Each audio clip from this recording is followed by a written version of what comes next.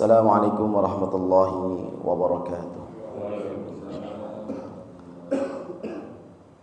Alhamdulillahi rabbil alamin, wa bihi nasta'inu ala umuri dunya waddin. Asyhadu an la ilaha illallah wahdahu la syarika lah, wa asyhadu anna sayyidana Muhammadan abduhu wa rasuluhu la nabiyya ba'dah.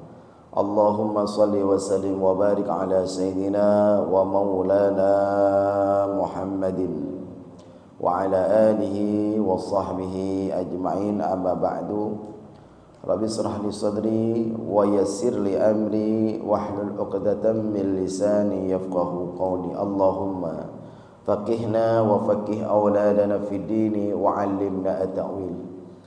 Yang kami muliakan segenap pengurus DKM Masjid An-Nas dan jamaah solat subuh yang dimuliakan Allah Subhanahu wa taala. Mari kita senantiasa memanjatkan pujian syukur dengan mengucapkan alhamdulillahi rabbil alamin. Kita masih diberikan nikmat sehat sempat, nikmat iman Islam yang utama, sehingga kita bisa bermajlis ilmu di masjid yang dimuliakan Allah Subhanahu wa taala. Maka meluruskan niat adalah hal yang utama.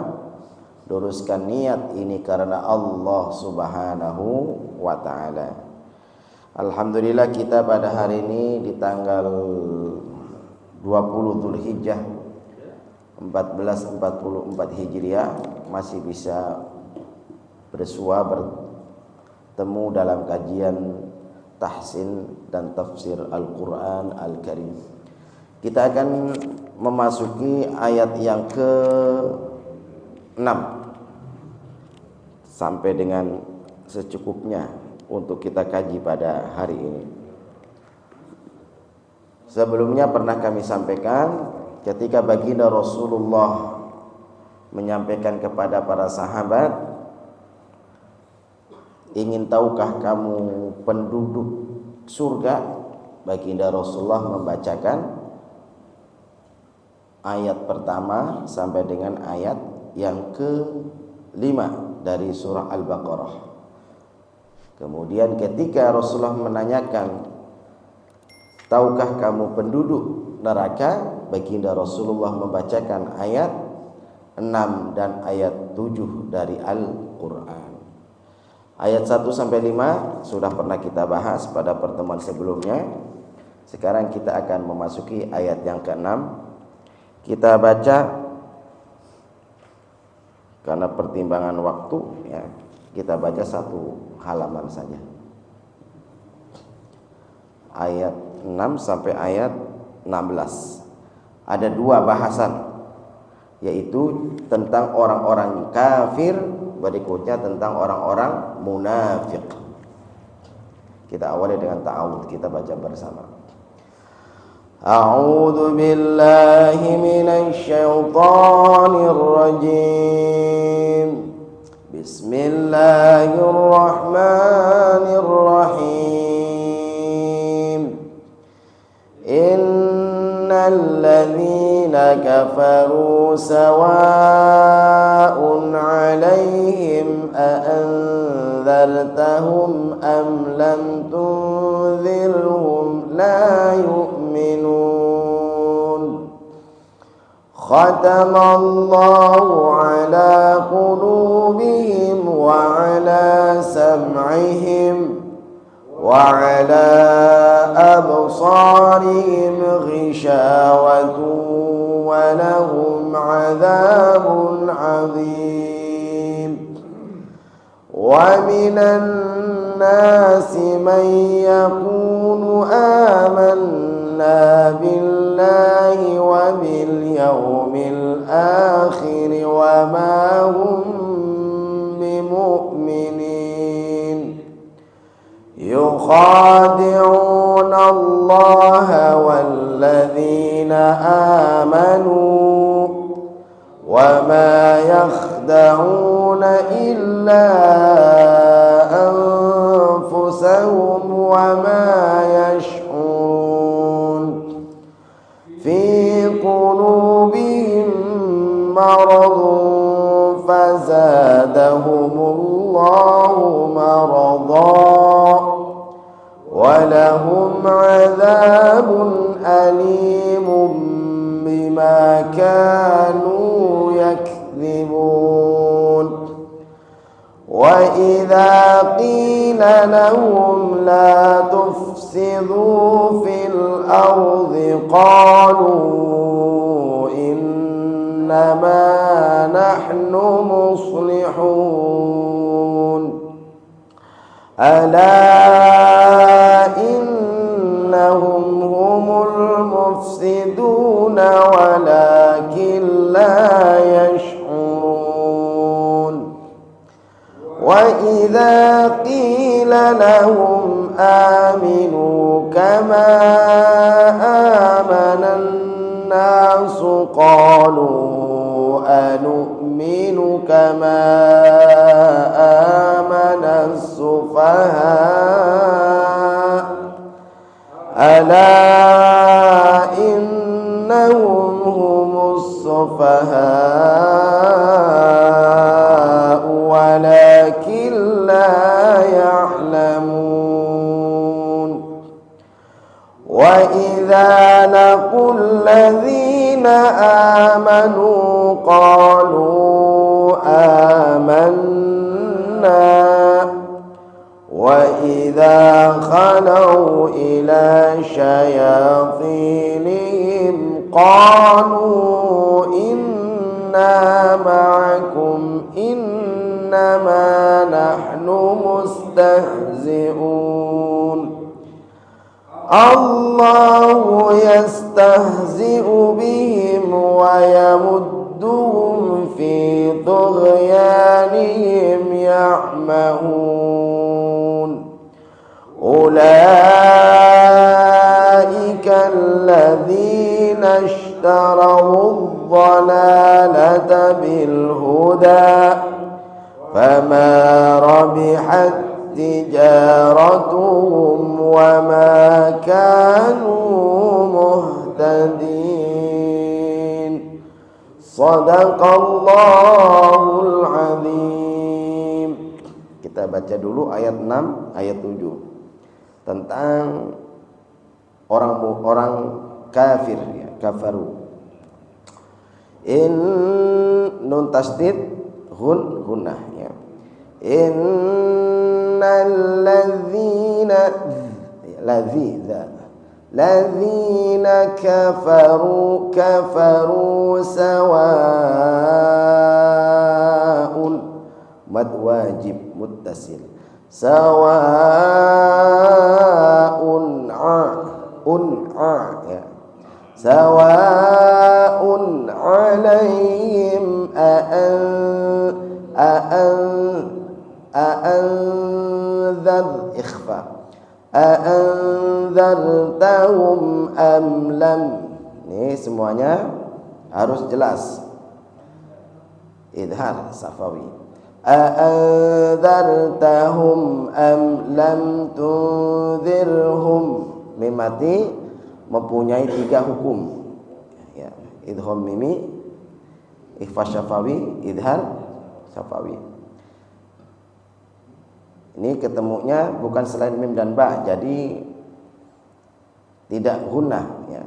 A'anzartahum am lam tunzirhum la yu'minun ya.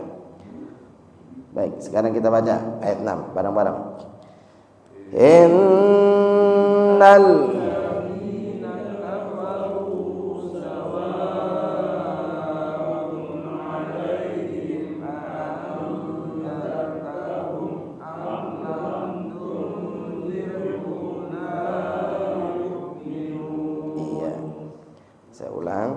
Innal ladzina kafaru sawaa'un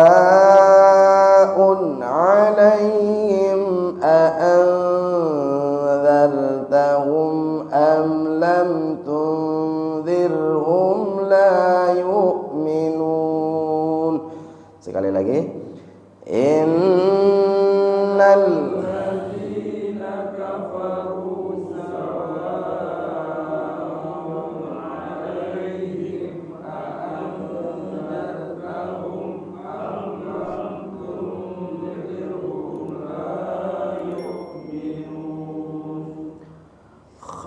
khatamallahu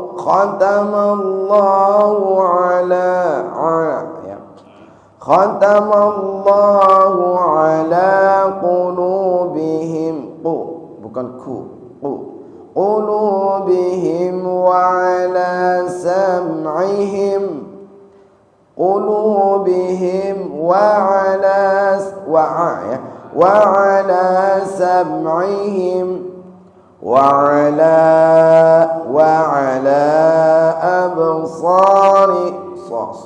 absarihim ghishawatu wa lahum azabun azim. Bukan a tapi a, bukan tapi dalam ya. Walahum azabun azim. Saya ulang. Khatamallahu ala qulubihim wa ala sam'ihim wa ala absarihim ghishawatu wa lahum azabun azim. Coba. Khatamallahu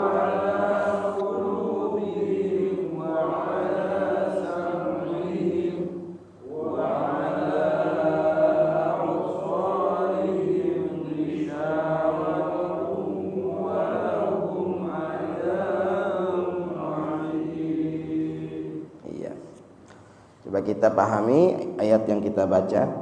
Inna sesungguhnya alladzina orang-orang yang orang yang, kalau alladzina orang-orang yang kafaru kafir itu berarti orang yang tertutup kafar. Maka orang yang kafir ya. Kafir itu sifatnya apa itu? Nutup kafir. Apalagi kita sering mendengar ada orang kufur nikmat. Jadi nikmatnya itu ditutup. Seakan-akan tidak melihat itu ada nikmat. Jadi tidak bersyukur. Orang yang tidak bersyukur itu disebut kufur. Tidak melihat, tetapi malah tidak terlihat. Nah, orang yang tertutup hatinya untuk menerima iman dan Islam itu juga disebut kufur. Orangnya adalah kafir. Kalau orang-orang kafir namanya kafirun. Maka panggilan qul ya ayyuhal kafirun. Hai orang-orang kafir. Kalau satu orang ya kafir. Wahai orang kafir. Orang yang sudah tertutup hatinya untuk menerima iman Islam ya. Sawa itu artinya sama saja, alaihim atas mereka. Sama saja atas mereka. A'andzartahum. Hanya istifham di sini. A'andzartahum. Apakah kamu memberikan peringatan kepada mereka? Atau lam tunzirhum, tidak kamu memberikan peringatan kepada mereka, la yu'minun, mereka tidak beriman. Apa maknanya di sini? Ini karena kekafiran yang sudah sangat ya. Sehingga mereka diberi peringatan atau tidak diberi peringatan sama saja. Mereka tidak akan beriman. Ini yang disebut dengan kekafiran yang sudah berlapis-lapis ya. Bukan berarti dengan demikian tidak ada dakwah, jangan ya. Kadang-kadang ini disalahartikan, berarti udahlah nggak usah ada ajakan, nggak usah ada amar ma'ruf nahi mungkar, tidak perlu adanya ajakan dakwah. Karena apa? Karena dilihat sama saja dia kagak bakalan beriman. Jangan. Berbeda konsepnya. Kepada orang-orang mukmin kita mesti tawassaw haq wa tawassaw bis sabri wa tawassaw bil haqqi wa tawassaw bis sabr. Tetap harus saling mengingatkan ya. Bahkan harus berani beramar ma'ruf nahi mungkar. Ini hanya menegaskan orang-orang kafir Mekah pada waktu itu, karena saking kafirnya itu kan, maka mereka engkau memberikan peringatan atau tidak, mereka tetap kafir.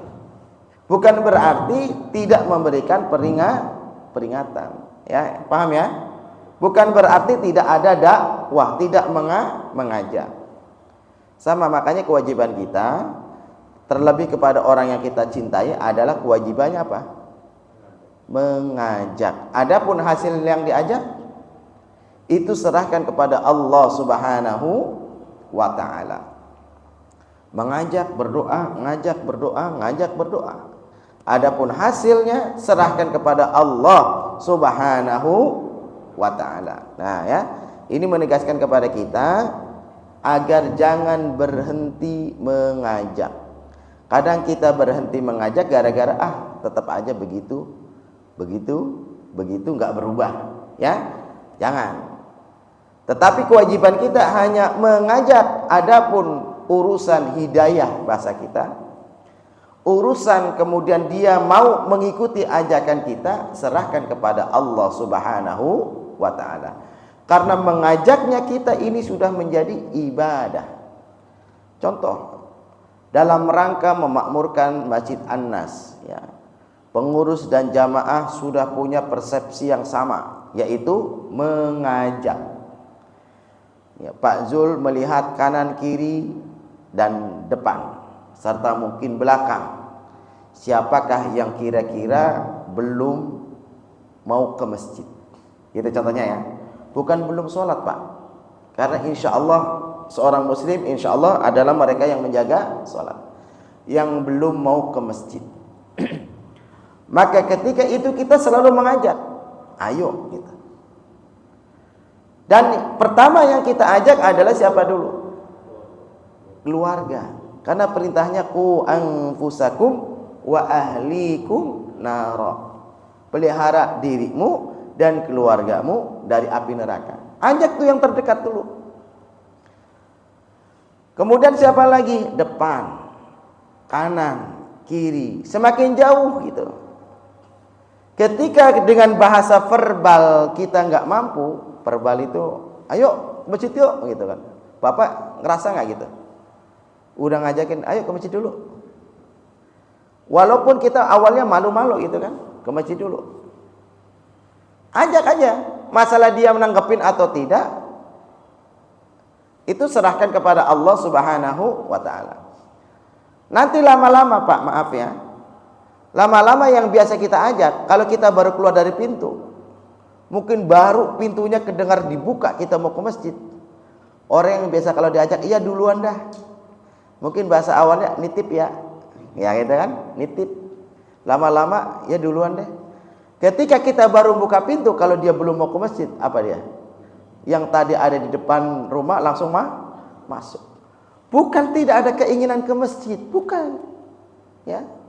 Bukan tidak ada, mereka juga pengen sebenarnya.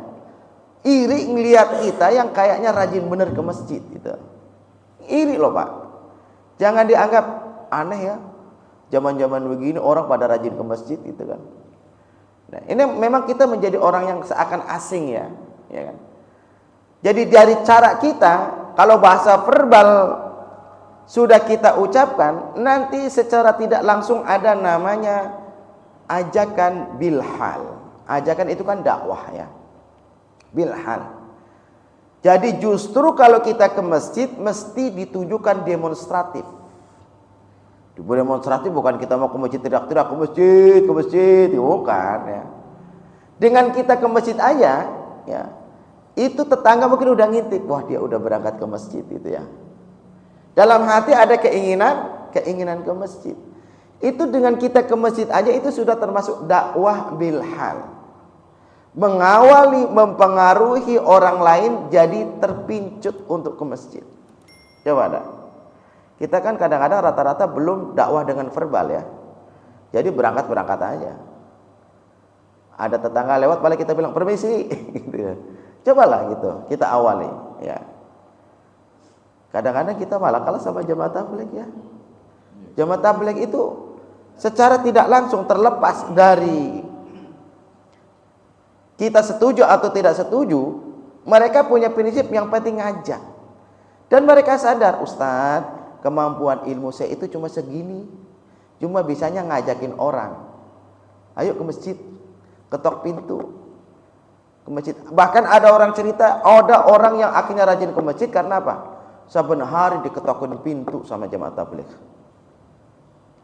Nah, daripada bosan diketokin pintu, dia pergi duluan ke masjid, gitu kan. Jadi akhirnya ketika sudah mendapatkan kenikmatan ke masjid, lihat sesama senior gitu ya, artinya sesama pensiunan gitu kan, gitu kan. Nah, jadi akhirnya ketemunya kayak dulu tuh. Zaman lagi kecil itu kan kalau main senengnya apa? Ada soulmate ya, main bareng, apa bareng. Sekarang berasa gitu kan, ke masjid. Akhirnya apa? Main tenis bareng, ngeloyor bareng, kemana bareng. Bahkan kadang-kadang, ayo goes bareng yuk. Ketemu kan, ketemu teman-teman goes, plus ketemu teman-teman yang rajin ke masjid. Nah ini. Jadi Masjid Anas itu juga harus punya target, dan target itu mesti jamaahnya punya kesadaran ngajakin, karena ngajak adalah kewajiban kita, bukan kewajiban ustadz, kewajiban kiai, guru, enggak aja. Setiap kita paling enggak ngajakin orang yang terdekat, tetangga, kanan kiri, depan belakang. Bisa aja lah awalnya mampir-mampir ngobrol, pulang dari masjid ini ngobrol ya kan. Ngobrol ke tetangga, minum teh, minum ngobrol. Habis itu ajak-ajakin lah. Iya. Senang tenis meja ya? Wah di masjid ada tuh gitu. Jadi pertama mungkin tekniknya jangan ngajakin langsung yuk ke masjid gitu. Kalau bisa jadi kan main tenis meja aja dulu gitu kan. Atau main grupnya dulu, masuk komunitasnya dulu. Insya Allah nih ya. Nah ini berkenaan dengan ayat innal ladzina kafaru sawaun alaihim a'anzartahum am lam tunzirhum la yu'minun. Sesungguhnya orang-orang kafir itu sama aja. Engkau Muhammad memberikan peringatan kepada mereka ataupun tidak memberikan peringatan, mereka tidak akan beriman. Nah, ini kalau yang kekafirannya sudah sangat-sangat luar biasa. Kita lanjut. Khatamallahu ala qulubihim wa ala sam'ihim. Khatama, menutup. Siapa yang menutup? Allahu, Allah. Allah menutup. Ala qulubihim, atas hati-hati mereka. Qalbun ya. Ketika orangnya banyak, qulub ya. Qulubihim, kalbu kita biasanya ya. Kalbu, kolbun. Tapi kalbun itu kan sebenarnya anjing, pakai kaf, makanya hati-hati. Kalbu, apa kolbu? Kalau kalbun jadi anjing. Kalau mau kolbun jadi hati. Hati-hati. Kolbun atau kalbun.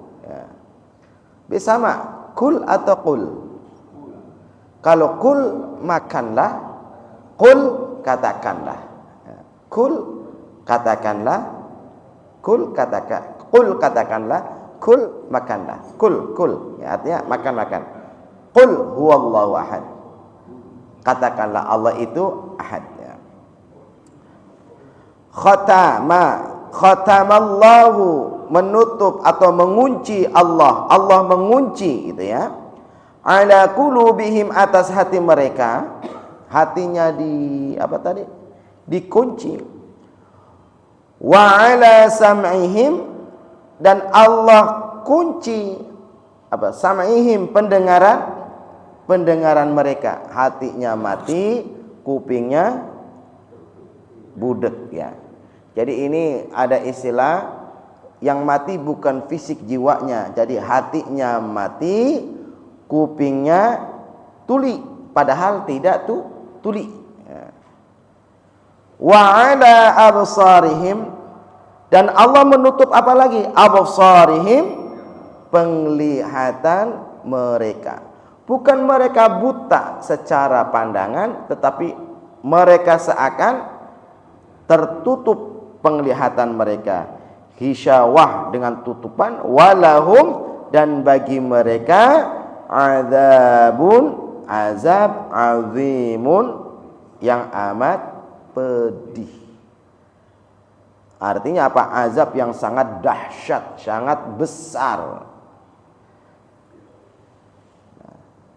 Mungkin kita akan bertanya, wah, berarti Allah yang nutup hati mereka, penglihatan mereka, pendengaran mereka. Wajar saja dong mereka tidak beriman. Kalau begitu, mereka tidak berhak dong dihukum sama Allah. Gara-gara Allah nutup hatinya, pandangannya, pendengarannya, mereka tidak menjadi orang yang beriman. Bukan begitu. Jadi Allah tutup itu sebabnya apa gitu loh. Karena kekafiran yang sangat luar biasa menjadikan Allah tutup hati mereka. Seperti dijelaskan nih di dalam surah An-Nisa.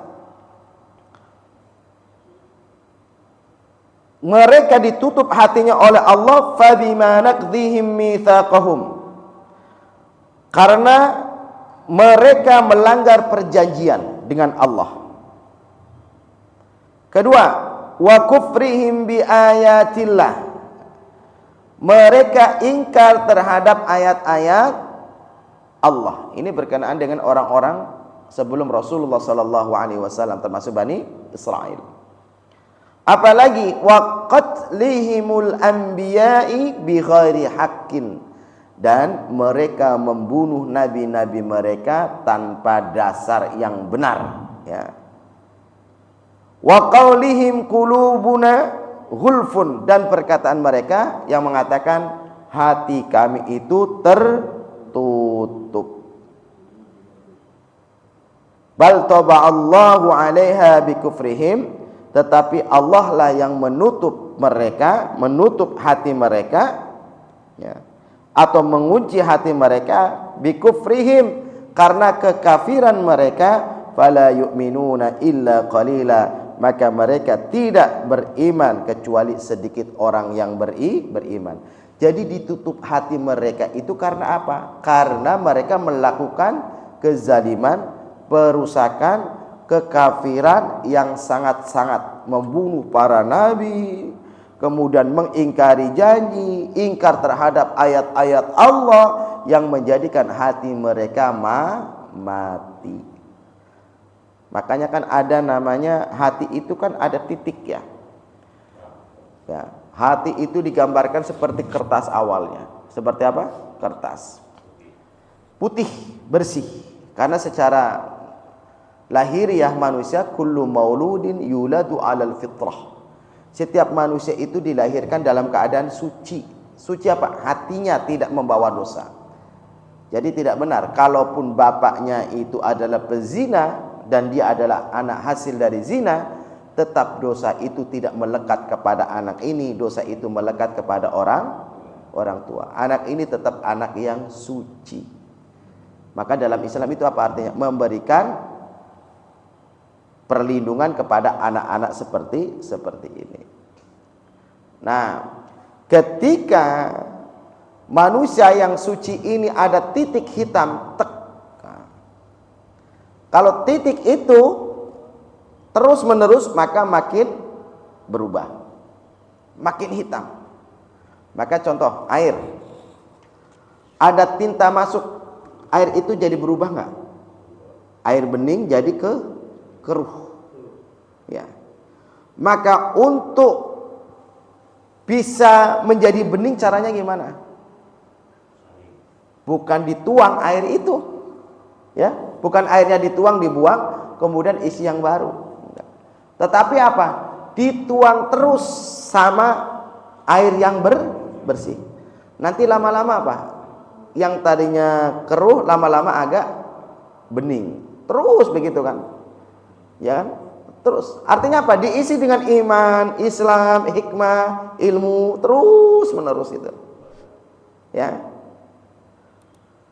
Bukan dibuang ya, tetapi diisi. Nah, ini apa namanya? Mengisinya dengan tobat, istighfar, rajin sholat, rajin puasa, jaga akhlak terhadap sesama, terus itu. Maka lama-lama jadi bening lagi gitu. Kalau diisi dengan yang keruh terus-menerus, lama-lama apa yang terjadi? Keruhnya ini lama-lama apa? Berkerak. Ya, orang kafir ini keruhnya berkerak gitu. Sehingga sulit sekali untuk menerima iman dan Islam. Nah, maka di sini digambarkan Allah menutup apalagi tadi hati mereka, pendengaran mereka, dan penglihatan mereka, dan mereka itu adalah orang-orang yang mendapatkan azab yang besar. Maka dalam ayat Al-Quran itu kan ada kan وَلَقَدْ ذَرَأْنَا لِجَهَنَّمَ كَثِيرًا مِنَ الْجِنِّ وَالْإِنسِ. Apa coba digambarkan? Sungguh akan kami isi neraka jahanam ya, kebanyakan dari bangsa jin dan manusia. Kenapa mereka mendapatkan atau dimasukkan? Tadi digambarkan berkenaan dengan ayat ini. Lahum qulubul la yafqahuna biha. Mereka punya hati tetapi hatinya tidak bisa memahami ayat-ayat Allah. Apalagi walahum a'yunul la yubsiruna biha. Mereka mempunyai penglihatan tetapi penglihatan itu tidak mampu melihat kebesaran Allah. Walahum adhanul la yasma'una biha. Mereka punya telinga tetapi tidak mampu mendengarkan ayat-ayat Allah. Digambarkan orang yang digambarkan berhati tetapi tidak merasa, bermata tetapi tidak bisa melihat, punya telinga tetapi tidak bisa mendengar. Digambarkan dalam Al-Quran, ulaika kal an'ami balhum adall. Mereka itu seperti apa? Al-an'am, binatang ternak. Bahkan mereka itu lebih sesat. Binatang ternak itu masih bisa merasa ya. Coba kebiasaan kami waktu kecil kalau manggil ayam, bebek untuk makan ya, enggak usah pakai teriak makan, enggak. Cukup pakai kentongan gitu. Tong, langsung yang dari kali, dari seberang jalan lari buru-buru gitu. Karena prinsipnya ingin mendapatkan makan. Udah mengenali dia. Kentongan seperti apa? Karena mungkin banyak kentongan-kentongan itu ya. Tapi iramanya itu berbeda-beda sama dengan kita kan. Bacaan kita sama-sama surat Al-Fatihah, tetapi kita tahu ini bacaan Pak Zul, ini bacaan Pak Ale, ini bacaan Pak Yanto gitu ya. Kedengeran kan itu, ngebasnya, suaranya, iramanya, ritmenya itu kan. Binatang pun demikian, tong langsung lari kenceng itu Pak. Nggak usah teriak-teriak makan atau pakai pengeras suara gitu. Tahu dia, langsung pada datang berkumpul. Dan yang ayam orang lain kagak bakalan datang Pak, karena itu panggilan bukan buat dia gitu loh. Yang datang adalah ayam yang ada di kandang itu. Dia ngerti kalau yang ngasih makan adalah siapa. Ayam yang lain mungkin hanya ikut-ikutan aja gitu kan. Nah ini binatang ternak itu memahami. Tapi orang yang tidak mampu menggunakan hati, pendengaran, penglihatan untuk melihat kebesaran Allah, memahami ayat-ayat Allah itu, digambarkan ulaika kal an'ami balhum adall. Mereka laksana binatang ternak, bahkan mereka itu lebih sesat. Apa sih binatang ternak? Dia hidup untuk apa? Untuk makan. Jadi kalau kita hidupnya adalah untuk makan, makan itu sama aja artinya adalah untuk kerja kan buat nyari makan ya. Ngapain kerja? Buat nyari makan. Maka apa bedanya kita sama hewan kurban kemarin? Ya kan? Karena prinsipnya cuma nyari makan. Di dalam Islam itu enggak. Bekerja adalah untuk ibadah. Menikah adalah untuk ibadah. Karena menikah adalah ibadah, hubungan suami istri adalah sedekah. Yang disuapkan suami kepada istrinya itu adalah juga sedekah. Bayangkan aja, ibadah. Apalagi bekerja itu adalah ibadah, maka ketika kita mengawali keluar dari rumah, kita langkahkan kaki kanan membaca bismika Allahumma ahya wa bismika amat. Tidur di mana? Bismillahi tawakkaltu 'alallahi la haula wala quwata illa billah. Iringi dengan menyebut nama Allah, bismillahi. Kemudian apa? Kita udah tahu akan bekerja. Kita nggak tahu apa yang akan terjadi di depan kita, ya. Semeter 2 meter kita nggak tahu. Perjalanannya nanti lancar apa nggak tahu. Rezekinya kita nanti justru rezeki itu datang atau mesti kita jemput, kita nggak tahu, ya kan? Maka kita mengucapkan la haula wala quwata illa billah. Tiada daya dan kekuatan kecuali Allah yang punya. Maka di situ Allah menyampaikan, orang yang demikian itu, para malaikat menyampaikan hudita wa kufita wa wukita. Orang yang demikian itu mendapatkan petunjuk, mendapatkan kecukupan, mendapatkan penjagaan. Sampai setan pun mengatakan kepada setan yang lainnya, kamu tidak akan bisa menyesatkan mereka, mencelakakan mereka. Untuk orang-orang yang tadi membaca doa bismillahi tawakkaltu 'alallahi la haula wala quwata illa billah. Jadi perjalanannya itu diberikan petunjuk, dijaga dan dicukupi oleh Allah Subhanahu wa taala. Tapi jangan bilang wah dicukupi berarti bensin udah mulai ini enggak usah diisi, bukan begitu ya. Dicukupi maksudnya ada aja gitulah jalannya, ya. Ya, cukup. Jangan bensin mau habis bacain bismillahi tawakkaltu 'alallah wala quwata illa billah langsung full tank gitu. Jangan kemudian ada-ada aja ya.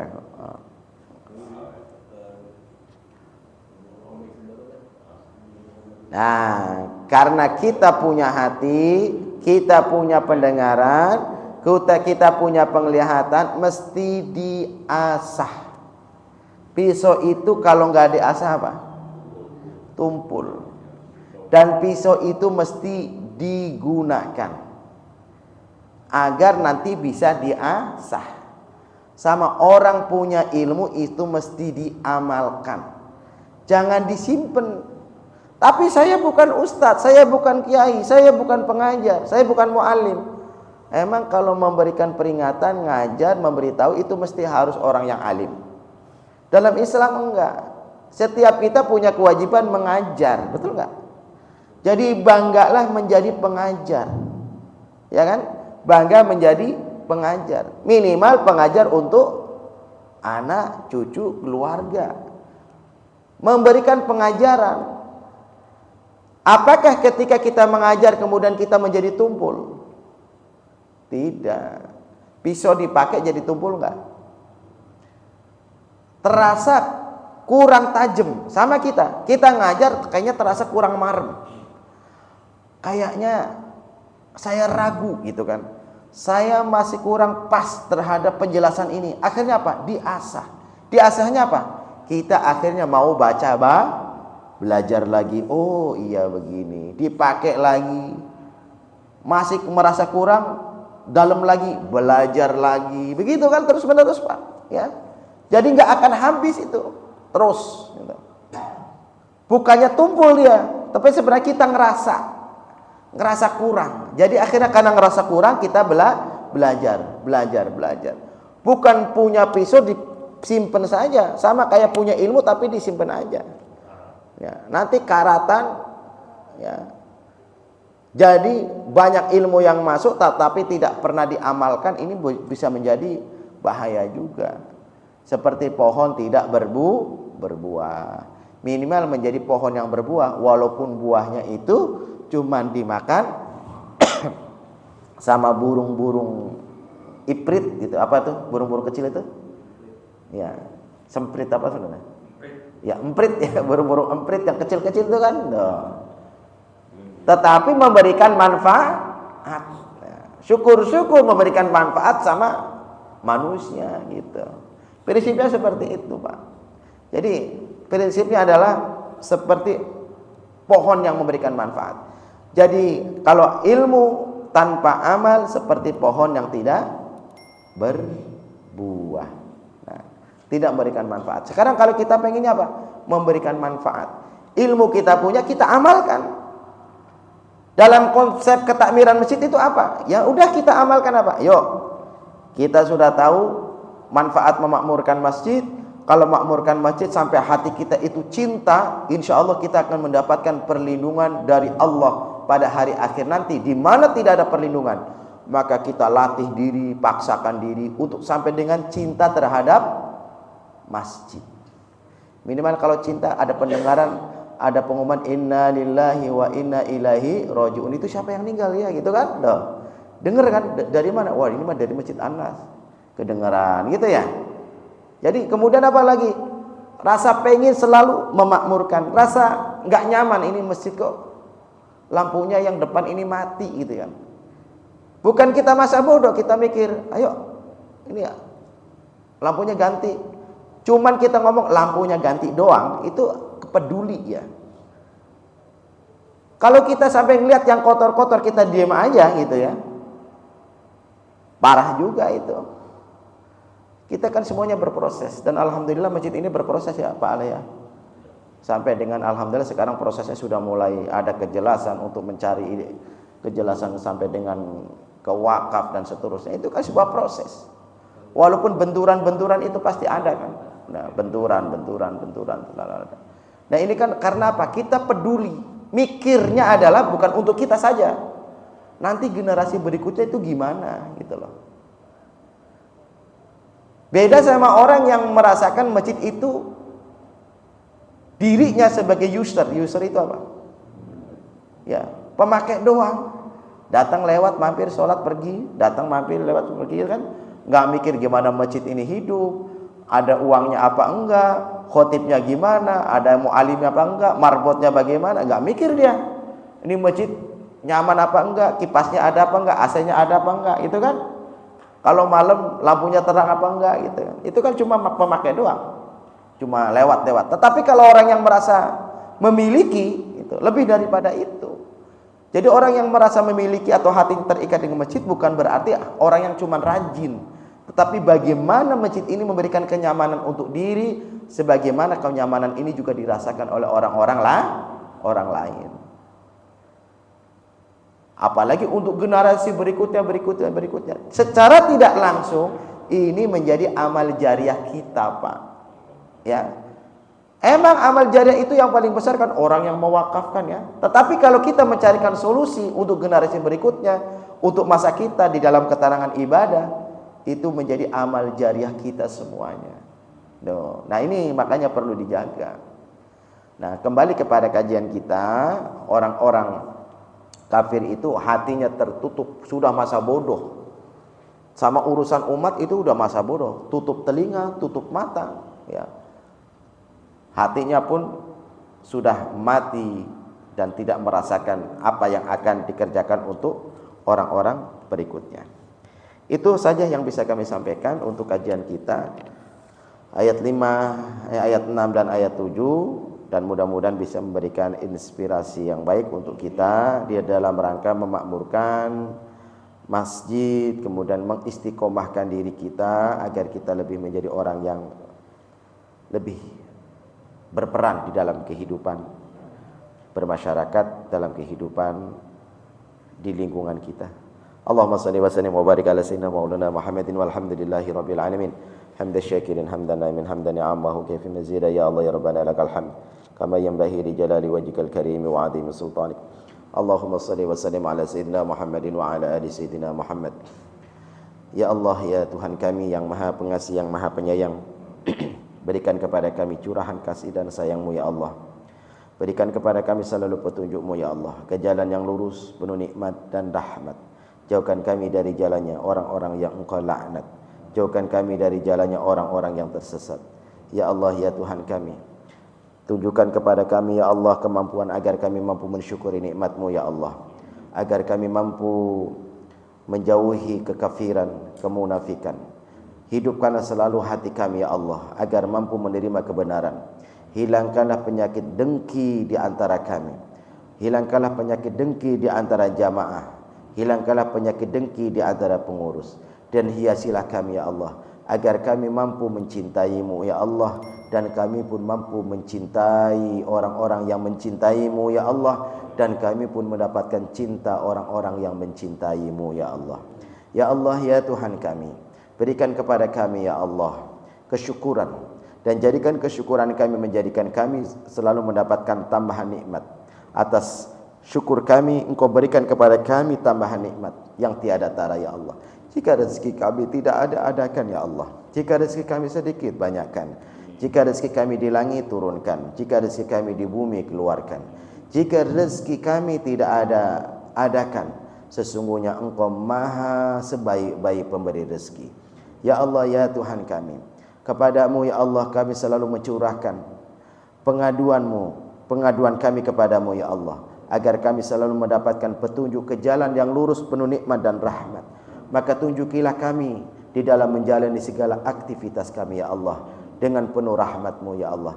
Jangan Engkau putuskan nikmat-Mu kepada kami ya Allah, dan jangan Engkau kecewakan kami ya Allah. Berikan selalu kepada kami ya Allah terkabulnya cita-cita dan harapan kami. Kepada pengurus Masjid An-Nas dan jamaahnya, berkahilah ya Allah. Demikian pula kepada para donaturnya ya Allah. Demikian pula kepada mereka yang peduli kepada masjid ini ya Allah. Berkahilah hidupnya, berkahilah keluarganya. Jika ada yang sakit, sembuhkan. Jika ada yang sulit, mudahkan. Jika ada yang sempit, lapangkan. Jika ada yang punya hutang, bayarkan. Berikan kami solusi terhadap masalah-masalah yang kami hadapi ya Allah. Ya Allah ya Tuhan kami, jadikan Al-Quran adalah bacaan harian kami, dan jadikanlah Al-Quran kelak pun menjadi syafaat untuk kami. Dan berikan kepada kami kemudahan di dalam membaca ayat-ayat Al-Quran.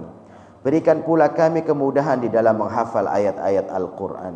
Dan berikanlah kami kesempatan selalu untuk mendekatkan diri dengan Al-Quran. Allahumma Rabbana atina min ladunka rahmah, wa hayyi' lana min amrina rasyada. Rabbana hab lana min azwajina wa dhurriyyatina qurrata a'yuni waj'alna lil muttaqina imama. Allahumma Rabbana atina fid dunya hasanah wa fil akhirati hasanah wa qina adzaban nar. Wa sallallahu ala sayyidina Muhammadin wa ala alihi wa sahbihi ajma'in. Walhamdulillahi rabbil alamin. Terima kasih. Subhanakallahumma wa bihamdika asyhadu an la ilaha illa anta astaghfiruka wa atubu ilaik. Wassalamu alaikum warahmatullahi wabarakatuh.